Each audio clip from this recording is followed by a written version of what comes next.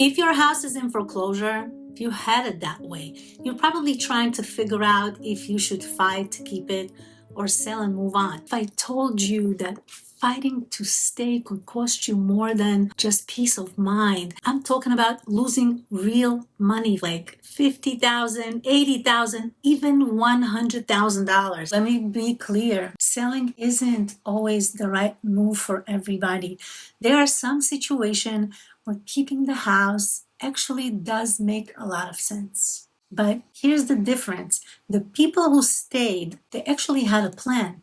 They had stable income again, and their hardship was temporary. The foreclosure process hadn't gone too far yet. And most importantly, they ran the numbers. They knew exactly how much time they had. They knew the reinstatement amount. They talked to their lender and got hard answers, not just hope. If that's you, then fighting might be the smart move, and I'm all for it. But if you're still unsure, please don't let pride or fear be the reason that you stay. Let the math decide. Let the timeline decide. Let strategy lead the decision and not your emotions. Most people wait too long, and that's the problem. They think that the bank is going to offer some magic fix or that help is kind of in process. Here's what most homeowners don't even realize. The bank is already doing the math on you. They're asking, is this house even worth foreclosing on? They're talking about it at the board meetings, what the equity situation is, how quickly can we sell it if we take it back from the homeowner. Foreclosure costs them money too. So if your home has a lot of equity, there's a chance that they will move fast because they know they will get it back. And if there's not much equity, they might actually wait, hoping that you list it and do the work for them. It's really not personal at all. It's business.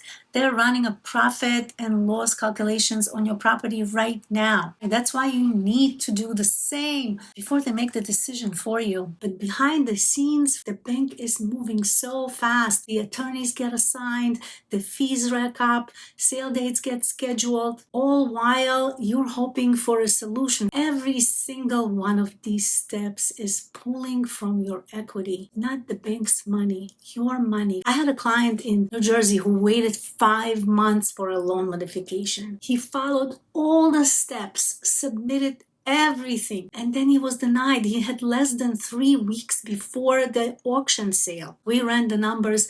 His equity had dropped by over $40,000, and it's not because the market crashed, not at all, just from waiting too long. This is where people get blindsided. People assume they still have time. People assume they still have equity. Yes, but they've never actually done the math. So let's break it down. Let's say if your house is worth $675,000 and you owe $495,000. You think, okay, I've got $180,000 in equity. Not bad, right? But now let's subtract $15,000 in the missed payments, $13,000 in legal fees, $9,000 in penalties, $18,000 in closing costs, and transfer taxes. What's left? Maybe $25,000, $50,000 if you sell right now. And if you wait 2 more months, it might be gone. That's what I mean when I say $100,000 mistake, because it doesn't feel like one decision. It feels like death by delay. And here's the part that surprises most people. Sometimes fighting is the right move. I'm not here to tell everyone to sell. That's not the point. There are plenty of cases where staying in the house and keeping it makes a lot of sense.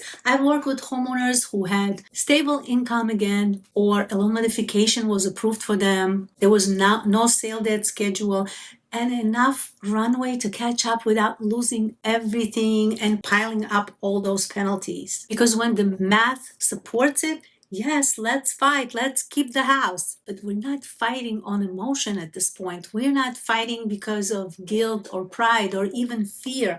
We're fighting because it's actually a smart play. I'm going to give you and share with you the filter I use with every client that I speak to in your situation. Number 1 is, do you want to keep the house, or do you just feel like you should? That's a real question, because those are 2 completely different things. And number 2, does the math support it? Not what you hope happens. Real numbers. Number 3, what's the cost of waiting another 30 days? If that cost is going to eat your equity alive, you don't want to wait. Now, let me flip this for a second. What if selling isn't giving up? What if it's actually the smartest, the cleanest, the most profitable decision you can make? Because when you sell before the bank takes it, you're still in control 100%. You choose the buyer. You pick the timeline. You avoid foreclosure on your credit, and that's huge. And if you've got equity, you will walk away with cash in your hand. I've helped people walk away with 20,000, 50,000, even six figures. That money didn't come from luck. It came from timing everything. They didn't wait. They made the decision before the bank did. Let me ask you something right now. Quick gut check. Do you still believe keeping the house is the right move for you? Drop a single yes or no in the comments. You'd be surprised how many people are thinking the same thing you are now. And now I've got to say this because no one else will. Not every real estate agent knows how to work a foreclosure. That's not a dig, it's just true. If your agent isn't asking you about reinstatement quote or doesn't understand your sale timeline or says, we'll just price it high and see what happens, or worse, I just had a conversation the other day with a client who called me and said that she had an agent come over. The agent told her that the property value now worth less than what she paid for it only 2 years ago. And I asked her, did the agent suggest a short sale to you, or at least told you that you might be looking at a short sale if you really need to get rid of the property and sell it? She said no. That was never even something that agent told her. If this happens, you're in trouble because this isn't a regular sale. This is a race against clock that doesn't stop, and you need someone who knows how to close that race before you lose. So where does that leave you, right? You don't need to panic. You don't need to have it all figured out. There's one question I've learned to ask every homeowner in pre-foreclosure. The question is, if I handed you a $15,000 check right now, would you use it to keep the house or would you walk away? And that answers reveals everything. If someone says, I keep the house, then we are going to dig into that plan. And if they hesitate or they say, honestly, I think I just take the money and be done with it, then I know that they've already made their decision emotionally. They just haven't admitted it yet. Foreclosure doesn't start with paperwork. It starts with burnout. It starts when someone emotionally checks out and stops fighting weeks or even months before the bank ever makes the move. So ask yourself, if you had $15,000 in hand today, what would you do? That answer might be your clearest one yet. But you do need to look at the numbers with clear eyes because the longer you avoid them, the worse they get. If the math says that you can stay, we fight. If the math says you're losing money every day, we sell fast.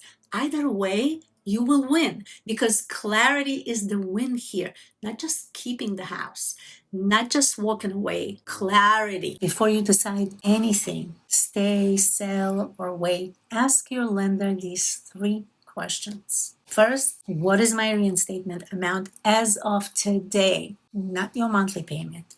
I mean the full number to stop the foreclosure in its tracks right now. And that includes everything: interest, fees, legal costs. The second question I want you to ask, is there a foreclosure sale date already scheduled? And if the answer is yes, you're not working with much time because that changes everything. And the third question I want you to ask, is my file an active review for any kind of workout option, like a loan modification, forbearance, short sale, whatever it is? Get clarity. Don't settle for we're reviewing it. You want confirmation and you want it in writing. These 3 questions will tell you exactly how much room you actually have to maneuver. Everything else is just noise until you know those answers. And if you're still stuck on that question, should I sell? Should I just walk away from my house? Watch the next video, please, because I will walk you through what that actually means for your credit, for your finances, for your future options. click here to watch.